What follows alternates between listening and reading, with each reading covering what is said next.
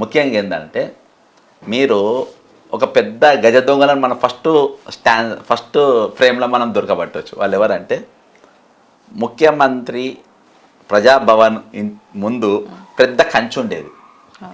ఆ కంచె తొలగించింది ఎవరు? Kodandaram and co.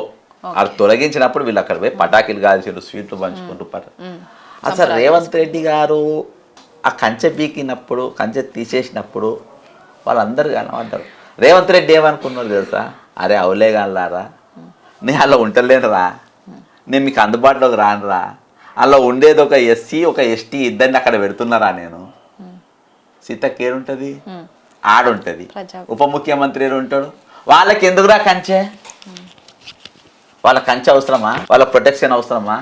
వాళ్ళకంత సీన్ అవసరమా?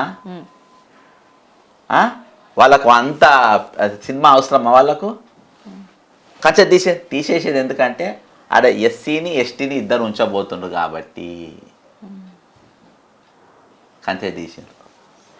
ఫస్ట్ డే కంచె తీసినాక ఫస్ట్ డే ముఖ్యమంత్రి వచ్చాడు.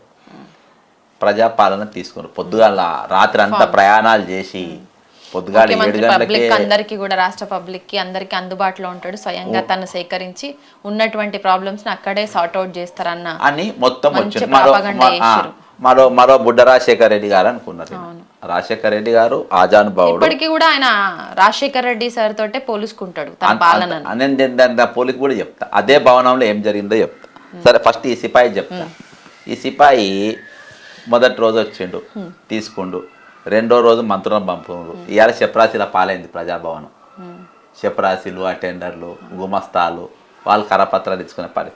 అవి మేము కూడా చాలా సార్లు మంగళవారాలు శుక్రవారాలు పోయినాం సార్, పబ్లిక్ ఒపీనియన్ తీసుకుందామని. అక్కడికి వచ్చేటట్లు ఎన్నో ప్రాబ్లమ్స్ తోటి వస్తారు కదా.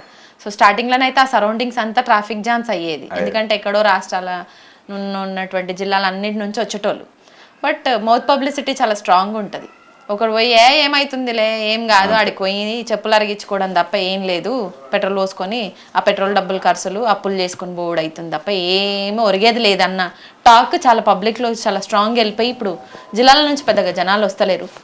హైదరాబాద్ లో ఉన్నటువంటి వాళ్ళు మాత్రం అంటే డబుల్ బెడ్రూమ్లు ఇస్తలేరు అని, ఆయన ఇచ్చినటువంటి హామీలు నెరవేరుస్తలేరు అని వచ్చేటోళ్ళే ఎక్కువ ఉన్నారు. అయితే హైదరాబాద్ వాళ్ళు కూడా బచ్చార్జీ బొక్క అని వాళ్ళు కూడా వస్తలేరు. ఇప్పుడు ఎవరు వస్తున్నారు అంటే దీన్ని ఎన్నుకుంటారు చూసిన బేగంపేట వాళ్ళు, ఆ బస్తీలోళ్ళు ఇంట్లో ఖాళీ ఉండి ఏం చేస్తాము. ఎందుకంటే ముఖ్యమంత్రి స్థాయి నుంచి మంత్రుల స్థాయి నుంచి ఆ తర్వాత ఎంఆర్ఓలు స్థాయికి పడిపోయింది. ఇప్పుడు ఎంఆర్ఓలు కూడా కాదు, ఇంకా అసిస్టెంట్లు ఎవరన్నా ఉంటే కూడా చెప్పరాశులు అంటున్నా కదా వాళ్ళే. ఎందుకంటే మొన్న రీసెంట్ గా పోయినా ఎవరికి హైదరాబాద్లకు నష్టపరిహారం ఇవ్వాలని అక్కడ పోతే మొత్తం అంటే అసలు వాళ్ళు చదవనికి వస్తలేదు, వాళ్ళు చూడడానికి వస్తారు. వాళ్ళు ఏం అధికారులు ఏందో మొత్తానికైతే ఆడబెట్టిన సరే ఏమున్నా కానీ ఇవాళ దాన్ని మీరు దయచేసి ఇది రాష్ట్ర వ్యాప్తంగా కాదు ఇది, అది అక్కడ ఆ చుట్టుపక్కల బస్తీ ఉన్నాయి కదా. ఇప్పుడు ముఖ్యమంత్రి ఇంటి పక్కన ఉన్న బేగం బస్తీ ఆ పక్కన ఆ బస్తీల్లో వచ్చిండ్రు. ఉత్తగానే ఇచ్చిన వాళ్ళే ఇస్తున్నారు. 100 సార్లు ఇస్తే అన్నా డబల్ బెడ్రూమ్ ఇస్తారేమో, రేషన్ కార్డు ఉత్తగానే తిన్నాక టిఫిన్ కోసం